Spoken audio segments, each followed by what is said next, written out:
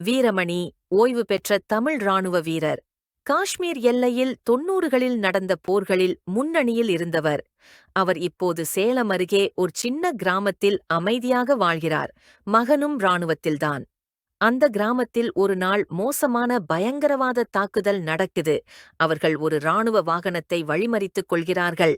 அந்த வாகனத்துல வீரமணியின் மகனும் இருக்கிறார். முன்னாள் வீரர் மீண்டும் போர்க்களமெடுக்கிறார். தூங்கிப்போன போர் வீரன் பழைய கவசங்களை எடுத்துக் கொள்கிறார். நடுவழியில் போலீசும் பொதுமக்களும் பயந்து ஓடுகிறார்கள். ஆனால் இந்த 60 வயசு வீரன் மட்டும்தான் நின்றார். நம்ம எல்லா போருங்கூட எல்லைக்குள்ள நடந்தது. இப்போ போரு நம்ம வாசலுக்கு வந்திருக்கு. அவருடைய பழைய இராணுவ கனெக்ஷன்கள், வியர்வை நிறைந்த அனுபவம், தெளிவான திட்டங்கள் எல்லாம் சேர்ந்து அந்த பயங்கரவாத தாக்குதலை தடுத்தார்.